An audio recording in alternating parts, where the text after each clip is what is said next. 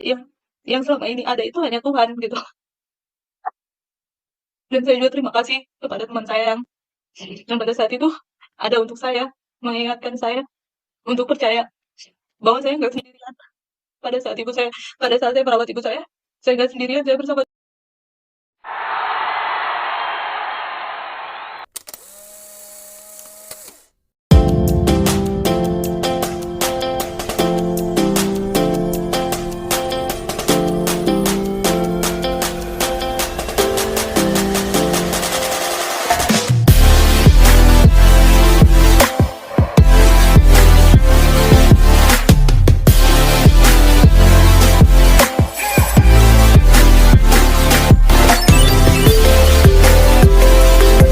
Dari awal hingga akhir ya Pak ya, saya akan ceritakan bagaimana saya pada akhirnya memutuskan untuk masuk Kristen.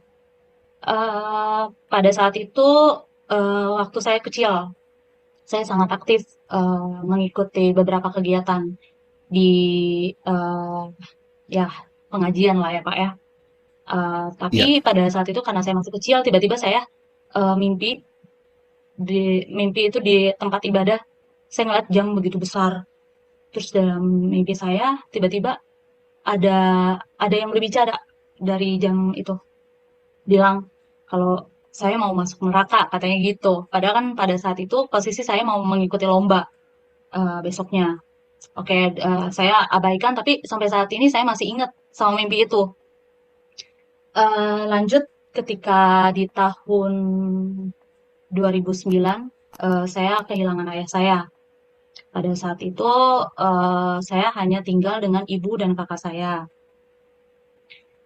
Keyakinan yang kami anut masih sama, eee, juga nggak ada perubahan, ataupun petunjuk pada saat itu, masih sama, saya menjalankan keyakinan, yang dianut oleh orang tua dan kakak saya sejak lahir. Di tahun 2013 kebetulan saya, hidup atau bersosialisasi dengan berbagai, lingkungan pertemanan dengan berbagai keyakinan. Jadi keyakinan teman-teman saya tidak tidak seluruhnya sama dan di 2013 itu juga saya terkena musibah. Musibah apa pada saat itu? Yaitu ibu saya terkena stroke. Saya merawat ibu saya sama kakak saya pada saat itu. Saya sambil bekerja, sambil mengurus ibu saya yang terkena stroke. Di situ saya jadi punya banyak lebih waktu untuk beraktivitas di luar kegiatan kerja. Karena pada saat itu selain saya kerja, saya urus ibu saya yang sakit. Saya juga kalau weekend nggak pernah kemana-mana, jadi hanya ada di rumah saja. Tuh, pada saat itu kan kondisi hati sakit ya, ngelihat seorang ibu sakit, terus saya rawat sendirian karena kakak saya harus kerja. Saya punya banyak waktu buat berpikir, eee, bukan berpikir ya, merenungkan segala nasib. Kok rasanya saya diuji segitu dalam ya Tuhan. Setelah kehilangan ayah, saya harus melihat ibu saya yang sakit, terkena stroke, dan saya merasa seperti bertanya-tanya, kok ujian saya bertubi-tubi? Eh, Ketika teman-teman seusia saya eh, sedang asik belajar, kuliah, atau bekerja, bisa lebih konsentrasi. Tapi saya justru rawat ibu saya yang sakit. Saya weekend juga nggak bisa main kemana-mana. Cuma bisa di rumah rawat ibu saya yang sakit. Terus em, terus di sana ada satu teman yang terus mendampingi saya. Em, jadi pada saat itu karena kondisi tidak memungkinkan untuk saya bekerja, saya sempat berhenti kerja, urus mama saya selama 3 bulan sampai betul-betul pulih bisa apa bisa makan sendiri. setelah 3 bulan saya akhirnya keterima kerja, saya sempat galau, ini siapa yang harus kontrol mama saya. Ya maksudnya saya berterima kasih Kak, dengan rekan saya pada saat itu. Mmm, Dia yang membantu saya secara tidak langsung menjaga, mengontrol maksudnya, mengontrol mama saya. Jadi, dia yang kasih kasih makan mama saya, karena pada saat itu benar-benar cuma saya yang rawat. Terus, apa hubungannya pada saat itu saya seperti dipertemukan dengan Tuhan Yesus. Eee, Teman saya ini yang seolah, apa ya, menggambarkan pribadi Yesus yang benar-benar, eee, membuat saya tersentuh dan tergerak. Hati saya ingin ikut ibadah pada saat itu. Jadi pada saat itu tiba-tiba, teman saya ini bilang, "Saya mau mau gereja, siang, mau ikut nggak?" Dia bilang gitu. Terus saya sebenarnya ragu karena pada saat itu saya masih menganut Islam.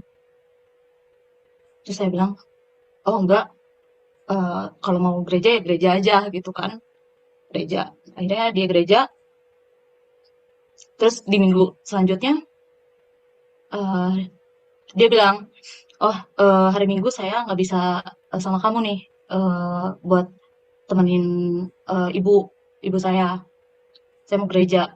Terus saya bilang, "Kamu gereja jam berapa?" Terus dia bilang, "Gereja jam segini." "Oh, ya udah, nanti saya bilang kakak saya mau ikut sama kamu."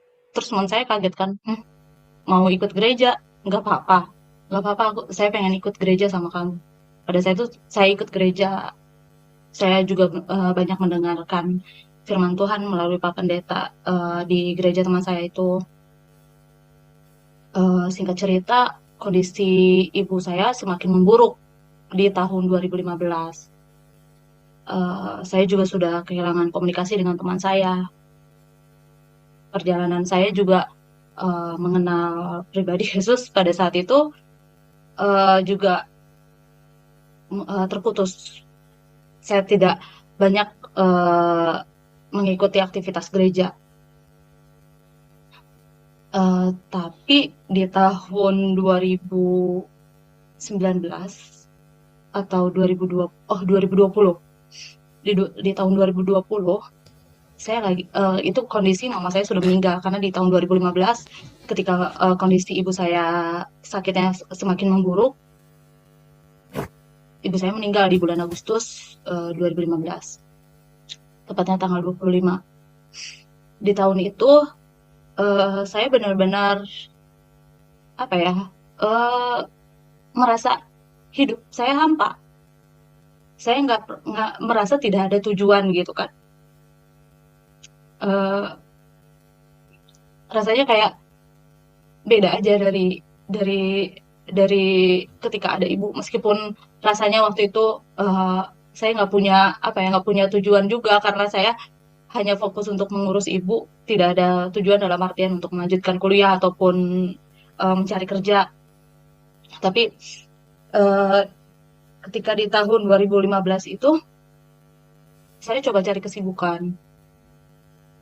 kesibukan untuk kerja sambil event-event SPG gitu. Eee, Lalu di tahun 2020 mungkin karena saya merasa, eee, kangen banget sama mama saya, tiba-tiba saya mimpi, di mimpi itu saya ketemu sama ibu saya, dan di mimpi itu saya ngelihat, ada satu bangunan di bukit yang bener-bener bagus banget. Saya ketemu ibu saya dan waktu itu di dalam mimpi ibu saya bener-bener cantik, pakai baju putih-putih, terus saya tanya, saya deketin, "Mama." Saya dalam mimpi itu bukan bilang, "Mah, saya kangen," gitu, bukan. Padahal dalam hati saya tuh, saya benar-benar kangen sama ibu saya. Tapi saya di mimpi itu malah bilang, "Mah, eee, bangunan itu kok bagus?" Aku bilang, "Itu apa?" Terus di situ mama saya bilang, "Itu Pentakosta." Terus saya bilang, "Pentakosta?" selama saya mempelajari Kristen itu saya nggak tahu itu Pentakosta apa. Terus saya diam di mimpi, tiba-tiba kebangun, setelah terbangun saya lihat sudah jam 8 pagi. Terus pada saat itu kebetulan ada teman saya yang Kristen. Saya tanya, eee, oh dia lagi merayakan hari kenaikan Yesus Kristus pada saat itu. Eee, terus saya ngobrol-ngobrol, ada pembahasan, terus saya bilang, "Oh Pentakosta itu apa ya?" Dijelaskanlah sama teman saya ini, "Kok bisa mimpi itu?" Terus saya bilang, "Saya juga nggak tahu, saya tiba-tiba minta mimpi itu aja, padahal sebelumnya saya nggak pernah denger itu apa sih?" Gitu kan. Terus lanjut, mmm, pada saat itu ada teman saya juga yang kebetulan, sedang mempelajari Kristen sama dengan saya, eee, terus dia ajak, "Kamu gereja bareng nggak di tempat saya?" Dia bilang gitu. Terus saya bilang, "Oh boleh deh, saya juga pengen tahu nih, maksudnya, barangkali ada memang, petunjuk dari Tuhan melalui mimpi saya atau panggilan dari Tuhan melalui mimpi untuk saya, eee, ikut di kegiatan rohani Kristen." Pada saat itu saya mengikuti, teman saya gereja di tempat yang sama, di situ pun saya belum terlalu ini ya, belum terlalu, eee, mendalami gitu. Pada saat itu yang sampai pada akhirnya saya bergerak untuk, masuk Kristen barulah di tahun 2021 di gereja GPPK CLC. Itu karena saya merasa bahwa kenapa saya bisa teryakinkan, itu karena saya merasa bahwa selama ini banyak keajaiban Tuhan yang tidak pernah saya kira. Ya, salah satunya melalui mimpi itu saya diberikan petunjuk seolah mama saya eh, ingin saya berada di jalan Tuhan. Saya menyimpulkannya seperti itu. Kenapa? Ya itu karena yang saya percayai, terlepas dari orang percaya atau tidak dengan cerita saya, ya itu pengalaman pribadi saya. Itu yang saya rasakan. Kenapa saya bilang bahwa eh, Kristen adalah agama yang saya rasa eh, baik buat saya, karena saya banyak melalui cobaan ujian dan selalu dipertemukan dengan teman-teman yang baik dengan saya itu melalui ajaran Yesus Kristus. Saya selama ini di dikuatkan oleh teman-teman saya Kristen. Saya merasa seperti mereka memberikan pelajaran hidup melalui eh, perilaku secara eh, langsung gitu, nggak hanya teori aja gitu, mempraktekannya langsung ke saya.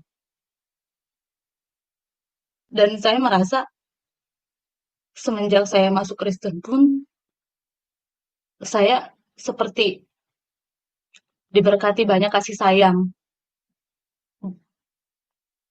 seperti apa yang selama ini saya eh, rasa hilang, seperti ada kembali gitu. Kalau kalau misal teman-teman bilang bahwa oh kamu masuk Kristen ya karena kamu em, kehilangan kasih sayang dari orang tua, terus kamu merasa Tuhan itu nggak ada buat kamu. Ya salah. Justru saya merasa Tuhan itu ada melalui teman-teman saya yang percaya gitu. Saya merasa selama ini diberkati banyak hal itu karena selalu diingatkan oleh teman-teman saya yang percaya gitu. Kalau misal teman-teman saya yang kemarin bilang atau yang merasa bahwa em, pilihan saya salah, kenapa ketika saya pada saat itu kehilangan, tidak ada yang mencoba mendekatkan diri ke saya untuk sekedar mengingatkan. Malah justru orang yang percaya, yang justru mengingatkan saya sampai membuat saya juga ikut percaya. Eh, ya mungkin pesan dari saya juga untuk teman-teman melalui video ini, saya bukan, selama ini saya em, bukan sedang mengkhianati Tuhan saya, tapi selama ini saya mencari apa yang saya rasa hilang, yaitu kasih dari Tuhan. Em, dan baru kemarin saya melakukan peneguhan iman di gereja saya. Terus saya kebetulan dapat firman yang sangat em, pas dan saya rasa menjadi bekal untuk hidup saya ke depannya. Di itu Filipi 4 ayat 13. Segala perkara dapat ku tanggung di dalam Dia yang memberi kekuatan kepadaku. Ya, ketika saya mendengar firman ini, saya rasa kok kok sangat ini ya, sangat saya tersentuh membaca ini dari banyaknya ujian yang selama ini saya tanggung, yang selama ini ada itu hanya Tuhan gitu. Dan saya juga terima kasih kepada teman saya yang pada saat itu ada untuk saya, mengingatkan saya untuk percaya bahwa saya nggak sendirian. Pada saat ibu saya, pada saat saya merawat ibu saya nggak sendirian, saya bersama Tuhan. Dan pada saat saya kehilangan ibu dan keluarga yang saya sayang, saya percaya bahwa Tuhan yang ada pada saat itu. Hmm, eh,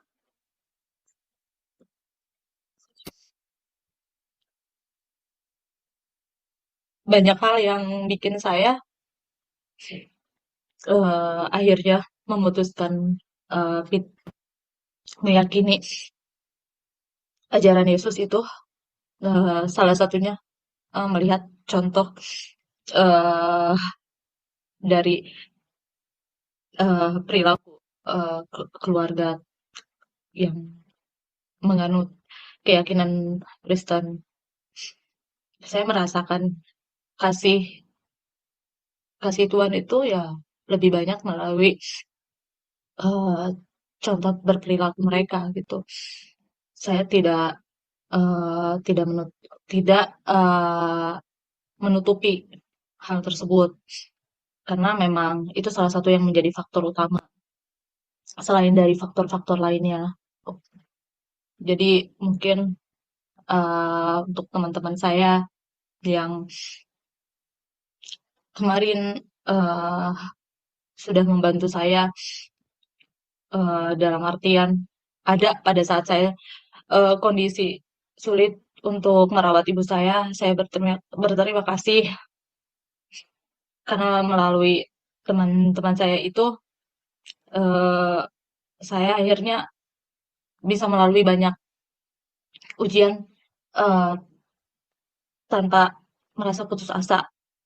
Karena kalau bisa dibilang, saya dulu merasa eh, sudah apa ya, sudah tidak percaya dengan adanya Tuhan karena saking apa ya, eh, tidak ada yang mendampinginya pada saat itu. Tidak ada yang mencoba mendekatkan diri pada saya gitu pada saat itu.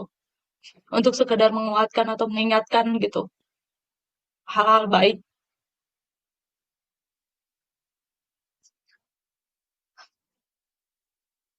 Dan pada saat saya waktu itu lagi kenapa bisa viral di TikTok juga saya kaget ya.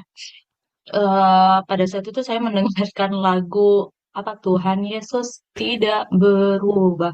Itu lagi viral banget lagunya kan di TikTok tuh saya kok lucu lihatnya, maksudnya kayak anak-anak kecil yang nyanyiin, terus saya tanya ke teman saya, "Ini lagu apa?" Itu biasanya lagu anak-anak sekolah minggu yang nyanyiin gitu. "Oh," saya bilang, terus itu mungkin kalau untuk orang yang, sekilas hanya mendengar musiknya aja, mungkin hanya lucu-lucuannya aja gitu kan, karena, di-remix musiknya gitu.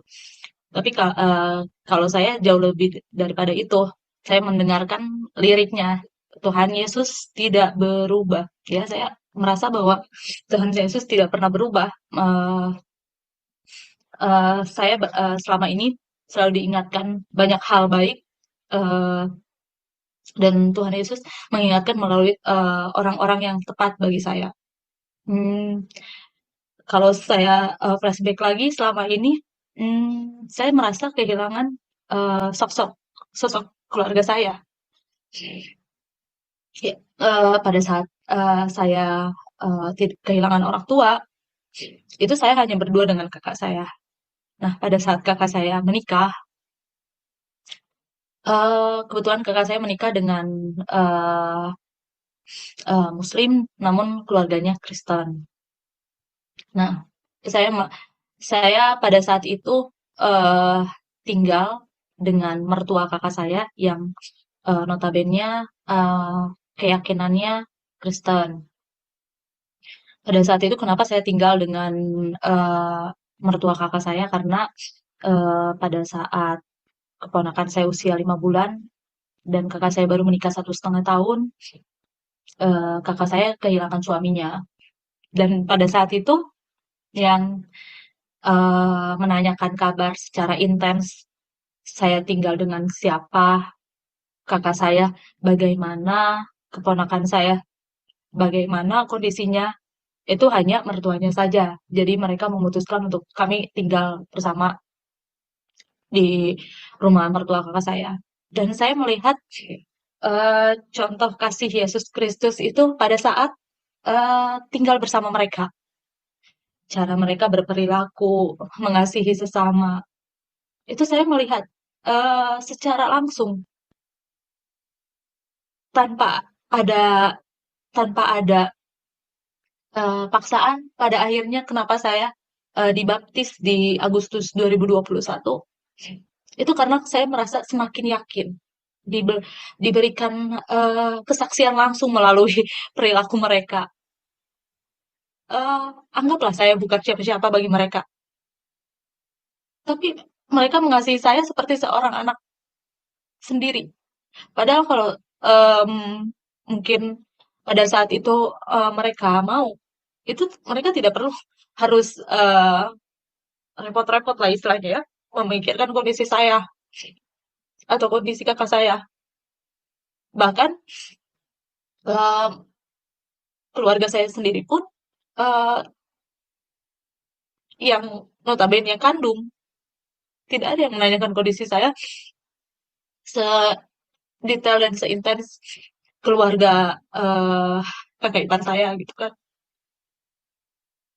Ya, saya sampai saat ini masih masih apa ya, masih nggak nyangka eh, melalui melalui orang-orang percaya saya bisa pada akhirnya meyakini eh, bahwa ajaran Tuhan itu yang baik untuk saya.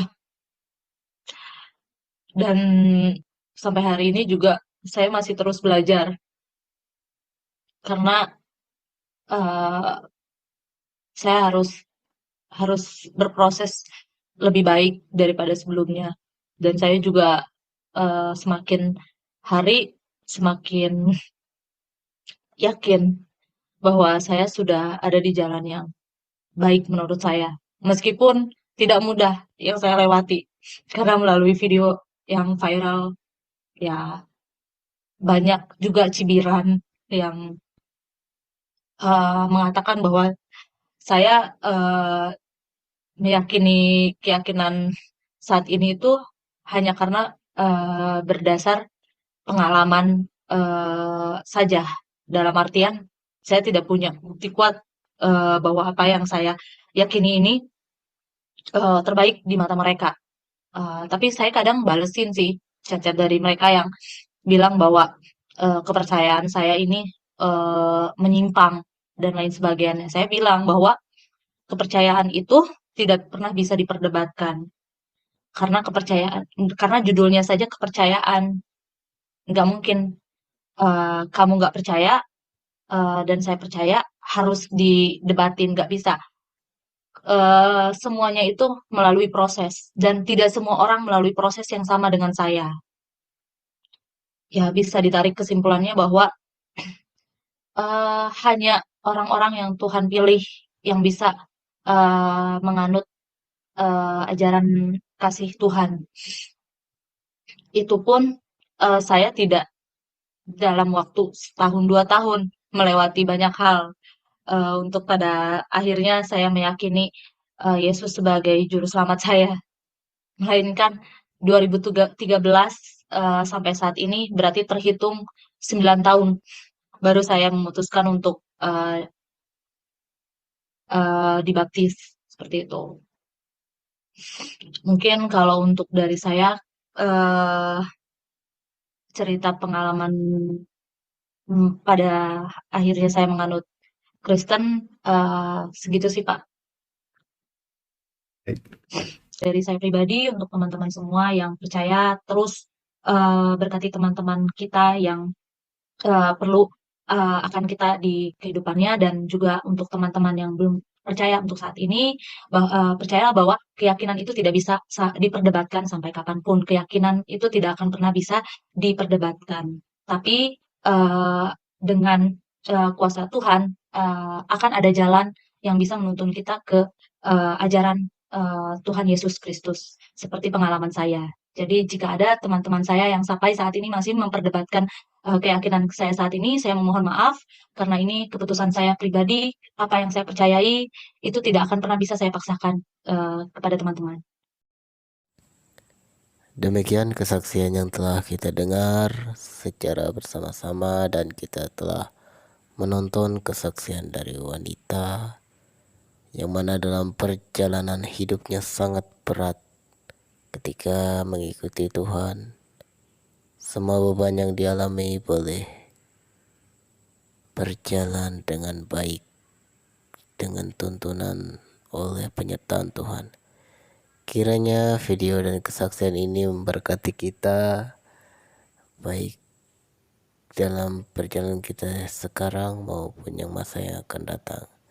Bagikan video ini kepada teman-teman agar Anda terberkati dan video channel ini akan bertambah kembang melalui dukungan dan penyertaan dari Tuhan Yesus Kristus.